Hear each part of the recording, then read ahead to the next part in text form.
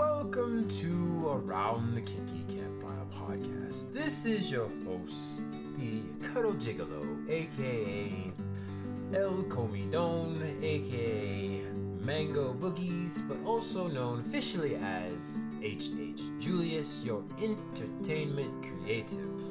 I'm here with Miss Rue, our education guru, and our goal in this podcast is to destigmatize the taboo topics of kink, non-monogamy, and BDSM. We like to educate through awareness and with our experiences, and we are not certified professionals as of yet.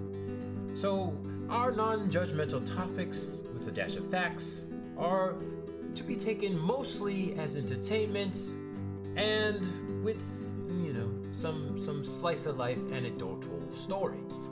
Your opinions, lifestyles, and or way of thinking may not be in alignment with ours, but your opinion, lifestyle, way of thinking is also okay as well. And the fact that you have an opinion is valid. We're not here to change your minds. We are here just to provide a different point of view.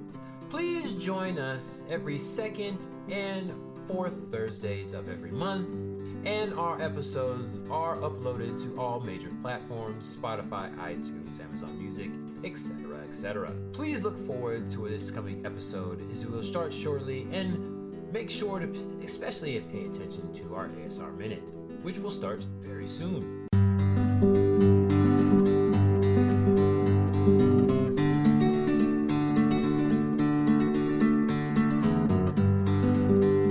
Welcome back to the Around the Kinky Campfire podcast. This is your host, El Comidin, aka the Cuddle Gigolo, aka Mango Duffles, aka, or just call me HH Julius, back for another Pillowfort session. I'm going to get right into it because we officially have an intro now, and you heard all that stuff ahead of time. But Around the Kinky Campfire with K's, to Kinky Campfire with K's. Join us on Instagram, Campfire Kinksters with K's. But going in now, it's the first Thursday of the month, I should say, in this second month of spring, officially. It's been a couple weeks since you've heard me by myself. Well, more than a couple weeks, but you get what I'm saying. I'm just going to start right off with the ASMR 30 seconds and then jump right into the topic that I want to talk to you about today. And today I am drinking, not sponsored, a High Noon pineapple flavored vodka seltzer. Not tequila, no tequila today. We're going back to old school High Noon days when they just had vodka seltzers. Going with the classic pineapple. I think it was one of the first flavors they had. Not my favorite flavor out of the bunch, but beggars can't be choosers, and I will gladly take what I can get, especially if it's a High Noon. Not sponsored, but I will suck a dick for it if they wanted to. I'll whore myself out if they give me a sponsorship. But without further ado, I'm going to jump right into it. ASMR, 30 seconds, and I go.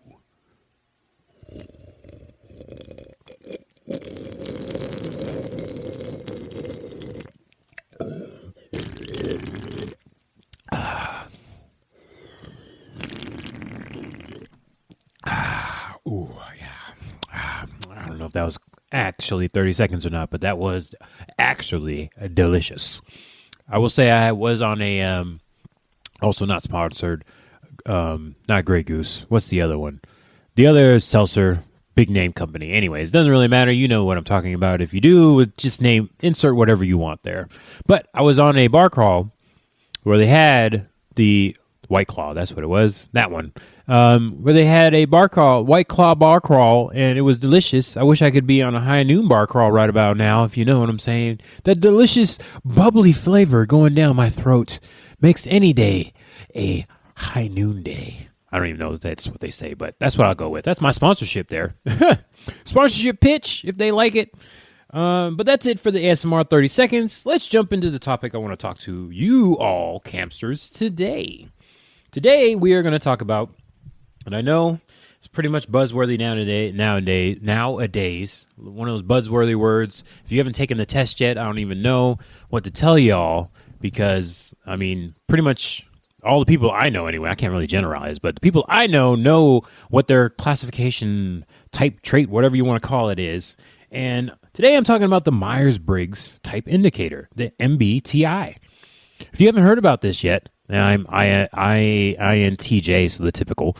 If you guys don't know what your type indicator is as of yet, it has to deal with the 4 letters, the introvert, extrovert.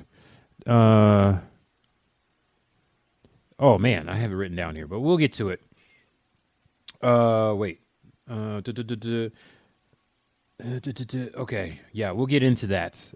If you guys don't know about the Pillowfort sections, these are me practicing for my classes. So I wanted to get to MBTI and talk about it, but everybody talks about the test and whether you should know what yours is, and if you want, potential partners to know what theirs are, at least be able to talk about it. Here's your introductory lesson. I'm not going to talk about the different types specifically. I'm going to talk about the origins. So that's what I researched today, because and it's in my notes what all the letters mean, and I have it like copy and pasted, but I don't really want to talk about that today. So if it looks like I'm making an excuse because I can't remember what all the letters mean, then that's my excuse. Whatever. Take it what you will. Go do your own research. I'm just here to give my opinion and be slightly entertaining. That's what the Pillowfort sessions are. This is Julius here talking into the air. As far as I'm concerned, I don't know who's listening to it, even want to listen to it. Might not listen to the whole thing, but I'm here to talk about this stuff. And this stuff interests me. I want to know the history behind this stuff. So that's what my research is today. People talk about MBTI and they have no idea where it came from. Like, who's Myers-Briggs? Can anybody explain that to me? No? Well, here you go. I'm going to talk about it here for the next 20 minutes or so. Maybe it'll go over a little over 30 minutes, but I want to talk about this. So, Myers and Briggs, if anybody didn't know, just to start y'all off, that is a mother-daughter combo. They became fans of Carl Jung, who I'm going to talk about a little bit too, and his indications and his theories about psychology. I was about to say psychology, and what he thought about that. And then they became fans and came up with this indicator test. We try to whittle it down a little bit because most critics said that Jung was a little too ambiguous with his findings, but he's theorizing. And at the time, there wasn't a whole lot of psychology research done. So of course he's just starting out. Come on, people. Didn't even really know what psychology was. It was pretty much a new science at that point. So Myers and Briggs began their research in 1917. Like I said, based off of Carl Jung's research and theories, is meditative, spontaneous, executive, and social. They tried to turn theory of psych types and make it practical, because like I said, Carl Jung, very ambiguous what he was talking about. And actually, I'm going to tangent here and talk about Carl Jung before I go back into Myers-Briggs. So really quick transition. Carl Jung was a Swiss psychologist who came up with personality theory, archetypes, and analytical psychology. Now, I'm going to probably be talking about analytical psychology because that's definitely my favorite. So for the nerds out there that like to go deep dive down into the rabbit hole, you will hear Julius talking about that very much, probably forever and ever until the end of time. Definitely want to do a class about it. I'll give a TED talk about it, whatever. Analytical psychology. That is my thing. I want to know why. If you can't answer why you're doing things, then I have a problem. No, I don't really have a problem. It's just my opinion. It's like, what the fuck's wrong with you? Answer the question. Why are you doing the things you're doing? Especially if you're going to be a potential partner of mine. You know what I'm saying? Man, it's hard not to be judgy. As y'all know, judgiest man in the world here. Judgiest person in the world. I don't know, and identifies gender fluid, so I flip back and forth however I so feel like on that day. But definitely judgiest person in the world. Still working on it, but man, if you can't answer questions why I have a problem, I don't know. I can't. I'm trying not to say words here that sound super judgy, but I'm thinking them. Okay, anyways, he had his analytical psychology, which is basically how he came up with the different personality theories that he had. He was born in July of 1875, which was very new, as I said before, with the study of psychology. And he was trying to first, basically, if you guys don't know about science, you come up with theories and then they become laws eventually. But this is very early on. So if people want to say that it was ambiguous, then yes, it was just starting out. How can you research stuff and do experiments when it's very early. So you got to theorize first, and then you can do all that, the rest of that stuff. So completely understand. Don't know why people were judging him so much, especially if he was, starting out. There was a bunch of philosophers out there. They've been philosophizing stuff since forever, but nobody really did a deep dive into the different parts of the brain and what they mean, especially human development as it comes up. And of course, back then, we're still a very religious society, as you can see from the laws going on. Not going to talk about that in depth right now because I don't want to go on another rant, as y'all heard in the last group podcast that we had. That stuff is very infuriating as well. So he kind of took the religious part that everybody has a quote-unquote soul and tried to apply that to human development. And the Jungian psych, which was basically analytical, he kind of stuck to the analytical side of things and came up with his Jungian, I can't really say the word, Jungian psychology, which says pretty much there's an unconscious split that goes into two factors, personal and collective. The personal is unique to each person, while the collective is basically like your intuition, your a lot of people like to say your genetics. I forgot the big buzzword that they use now, but basically it's baked into you through all your ancestors that came before you. There's stuff that really can't be explained that you do that, there's kind of generational, there's generational trauma in there as well, but there's like generational stuff that sticks around, like your parent's parent. Of course, you had the genetics, the hair color, eyes, hair, height, all that weight, physiology. That kind of runs from your genetic traits, but also there's the unexplained stuff that adds to the mental part of it. As you're growing up, it's like, I know for me, I was like compared to parental figures, and it's like, okay, if you say so, I'm like them, sure, whatever, I sound like them. But those are the kind of things he's talking about when he's talking about the collective. And then also, that's how your intuition, your gut feeling comes from, all that stuff. You really don't have experience with it yet, but even as a child, you have this gut feeling and it tells you what's right and wrong, or moral and immoral as far as you're concerned. And that's what he's talking about here. So you have the personal versus the collective. His personality theory led to the extrovert versus the introvert. He kind of the one who coined those terms. It basically is used to determine what function is being used. So his theory was that you're either born an introvert or an extrovert, and those are just attitude types, personality types, that personality traits that you don't really have a control over. You just kind of are that growing up. So that kind of plays into the personal and the collective way of thinking. So that's kind of the analytical side of things. I kind of understand that. I mostly agree. Along with those two types is 4 functions: feeling, thinking, sensing, and intuition. And then further breaks down into judging and perception. So as we know, perception is reality.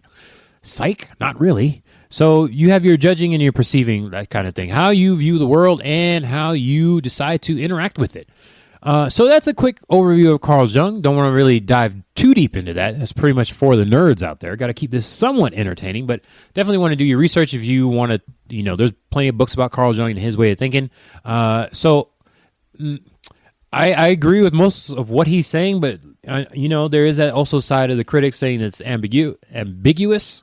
So I do agree with that, but the stuff that people have developed from his theories is kind of where I want to talk about today, and that leads me back to Myers-Briggs. Delicious. Transition sip. So we go back to Myers-Briggs. As I said, they were a mother-daughter combo that were big fans of Carl Jung and his way of thinking. So they decided to further break down what he was saying and decide to make a test or type indicator out of his findings. So let's see here. Definitely wanted to make it practical because you can't really do so much with ambiguity. I know I myself have trouble with the ambiguous nature of certain things. So this is why I, wanted to make a podcast. I guess get like minds together, and also why my inspiration for finally solo potting myself, because I don't really like to talk to the thin air, but I see y'all downloading, so somebody's listening to this. Okay, so first was Myers. They were, okay, hold on a second. Let me back up a little bit. Let's just say there's a caveat here. Just like us, they were not doctors and or gurus and or experts on the field of psychology. Neither were psychologists. Neither had their doctorate, but they were just big fans and then decided to come up with this thing. And people are taking it as almost law today. It's like, okay, well, I mean, it's like, the stars are a thing, and I was born on a certain day at this time, and that, determines my personality. Sure, yeah, but none of this stuff is accredited, okay? Myers-Briggs is one of those things. So take it with a grain of salt when y'all are talking about this. So this is one reason why I want to talk about this today, because people want to take their Myers-Briggs and apply it to everything. It's just a basis, okay? This is not something that is set in stone and even accredited. Neither were psychologists. Myers and Briggs, not psychologists.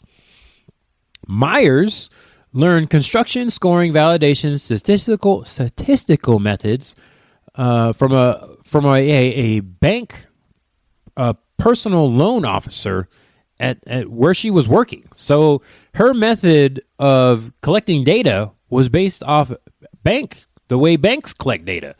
So it's kind of that's not even psychology. That's more science, but not even officially science. That's the bank way of doing it. I don't know how you guys agree with or disagree with banks and how they collect data, but I mean, it's a way of doing things. So think of it as like a insurance asset management. The person that determines what your insurance plan is going to be, just how risky you are, all that stuff. Bunch of nerds like the rest of us. They just go and collect data. So this is what she did, and she's like, "Oh, Carl Jung talked about this stuff. Let me try to collect data and then spit it out into something that people can use to identify a personality somewhat."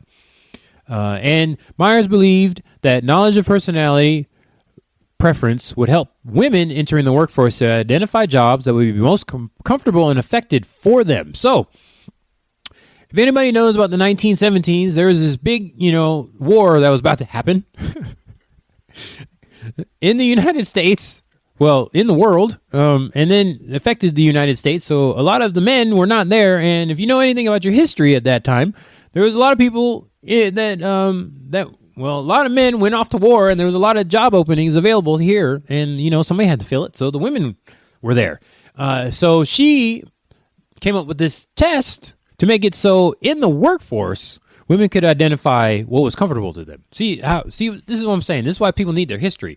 This is supposed to be a job aptitude test, and people use it for personalities to judge their mates, their potential mates. So, yeah, let's take a little bit of history into account here. This is very triggering because people want to be like, why is the religion in the country? Do you not know how people ended up in America? Not my people, but you know how most people from Europe ended up in America in the first place? They were running away. They were religious exiles. They ran away from Europe and came to America. Of course it's going to be based on religion still permeating even after 200-300 years. Okay, rant over. Let's jump back into the MBTI here talk. Okay, so Myers first published, with Briggs, Myers and Briggs published the first MBTI in 1956, and then they came up with a manual in 1962. So they published it, and then, they got to break it down even more. So it took them a few years to come up with the manual to explain what they were talking about.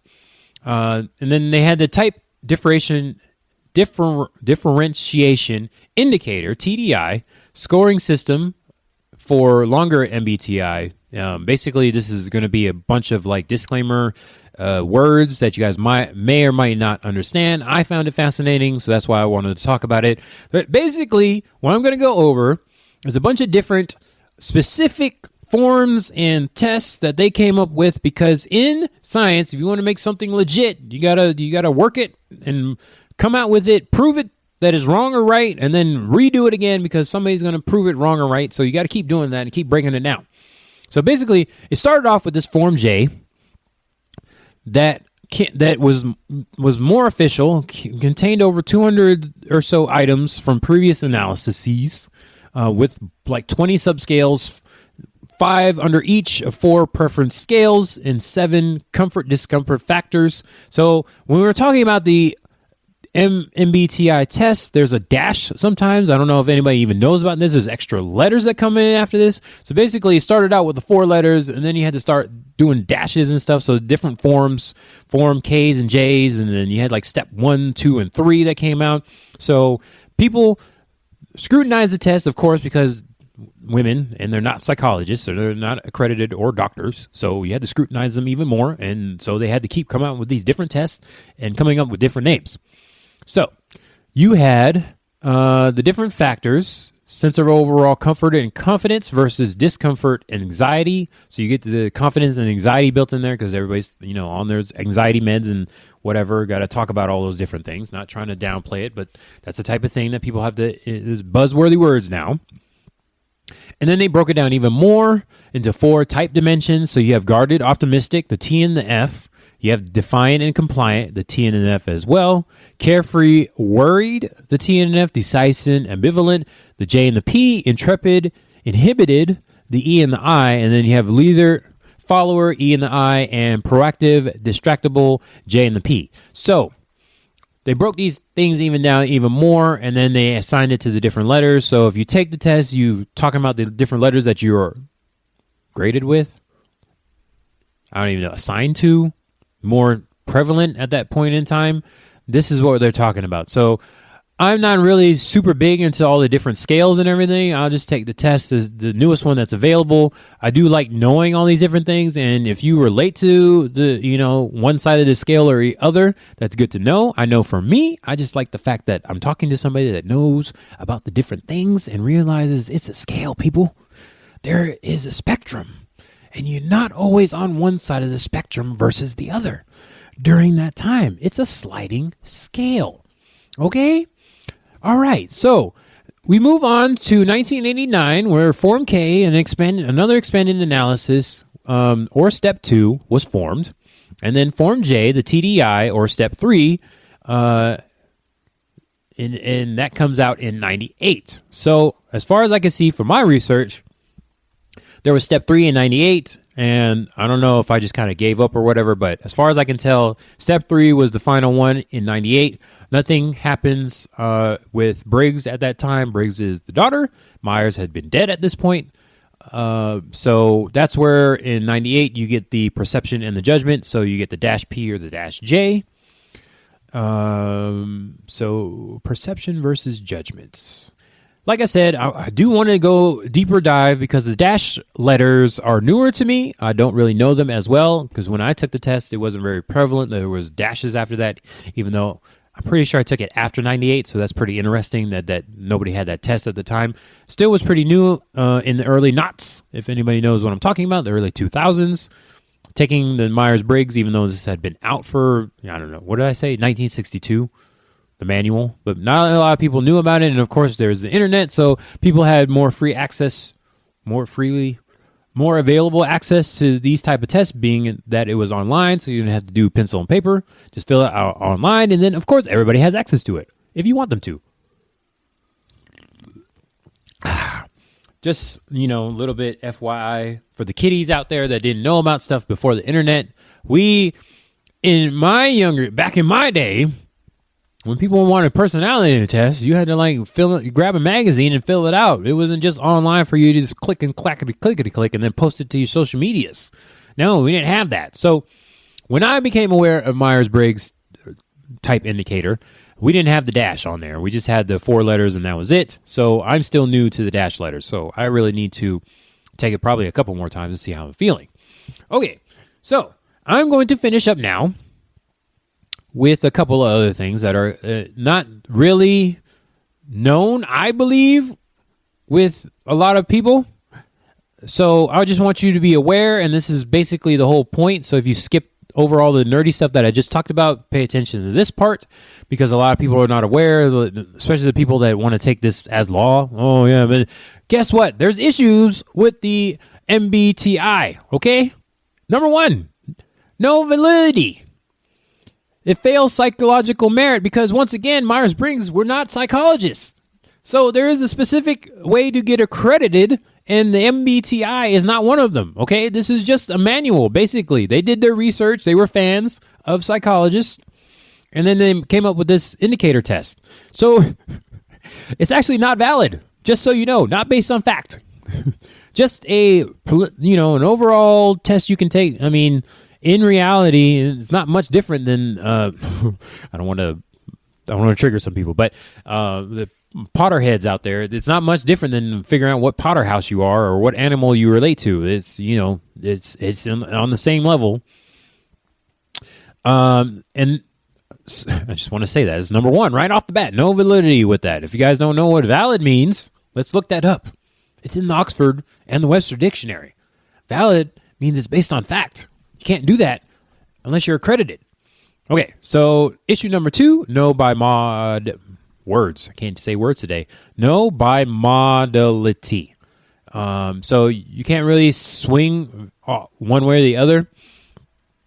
If anybody's actually taken the test, I hope you have if you're listening to this and you know what the test is, there's a lot of times that the test depends on what day you took it, and then also you don't really sway on one side of the spectrum or other. So I hope you know what both sides of the spectrum for each different letter that you're looking at, and know a little bit of the facts of each side, because you can say you're one letter or the other. Like I swing mostly towards introvert, but it's not 100%. So usually you're in the middle. And it also depends on the day which side you're on. So that's not really accurate. I see what they were trying to do there, Myers-Briggs, but the ambiguity, if you're near the 50, that's still not very much of a difference. Or 0.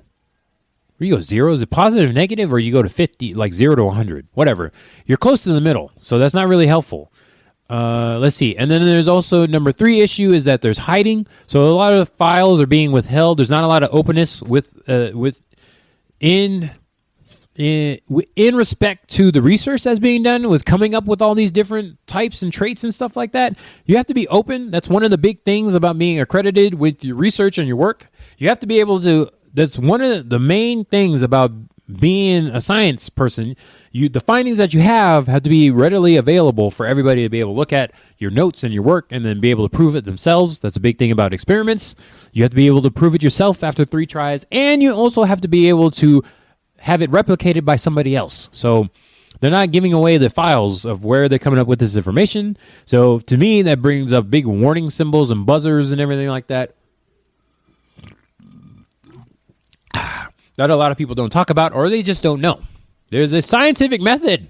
There are steps for conducting experiments. One of them is you have to be able to back up your notes and give them out. People have to be able to look over it and prove whether it's right or wrong. Which leads me to issue number 4. It's self-reported. Accepts data instead of outside evidence. So they're basically just doing their own research and not adding anything from the outside into it. I guess except for Carl Jung stuff, which makes no sense. Okay. Number 5 issue, personality brokerage could be harmful. Technique for eliminating individualism at work, specifically, but also relationships. So this is another thing, too. People are basing this stuff on law. But as I just said, there's no validity to this. So people are not doing their research, driving me crazy, thinking that it's factual evidence. Oh, yeah, you're definitely an introvert. No, depends on the day of the week. Ridiculous. Which brings me to number 6.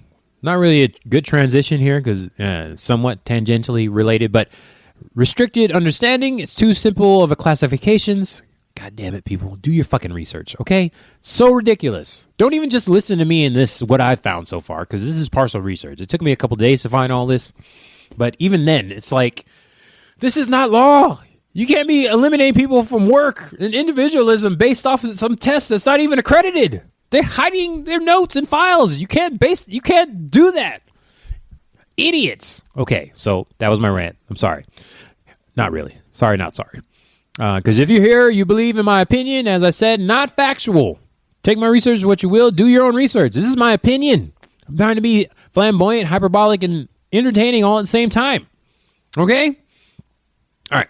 So I'm going to finish up here with one little thing to remember. When you're taking the test, if I haven't made my point clear enough, not valid.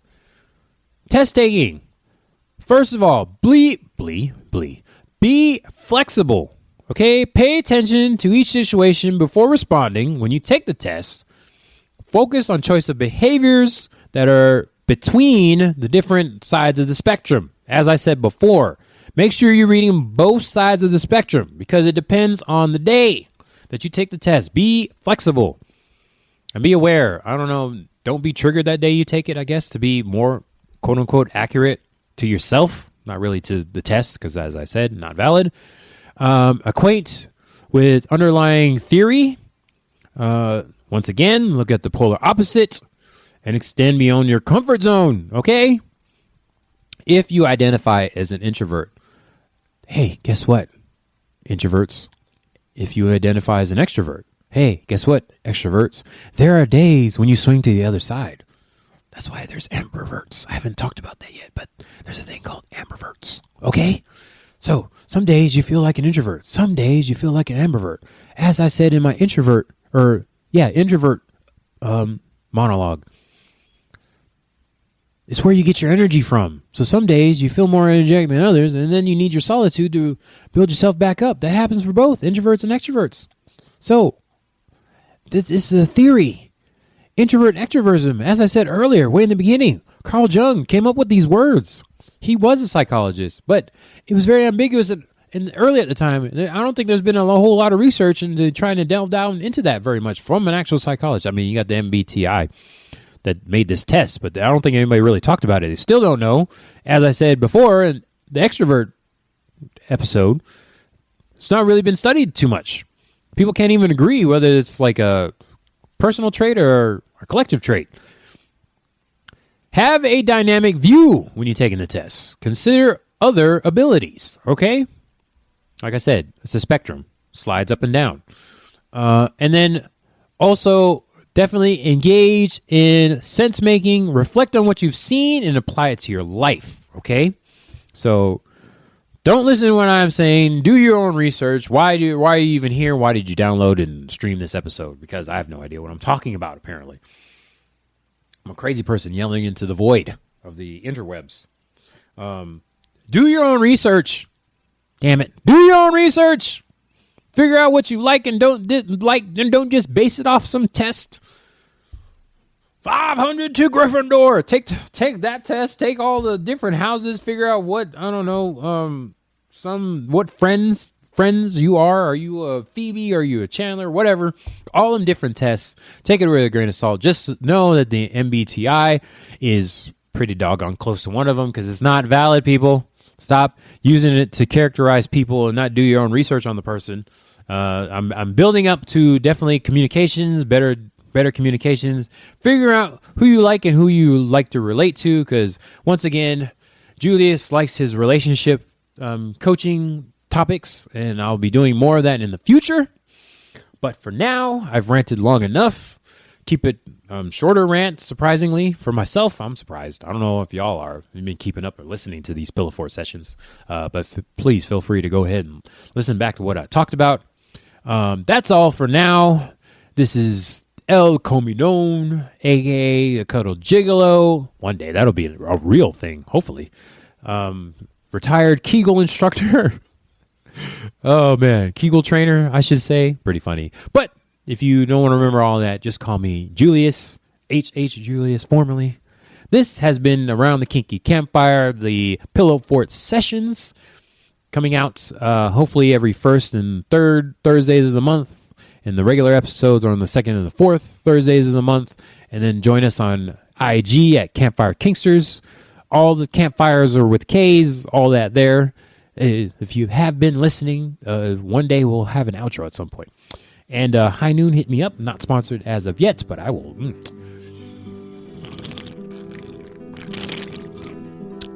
All that. Yep. All the euphemisms and everything. But for now, that is all. Around the Kinky Campfire. Hello.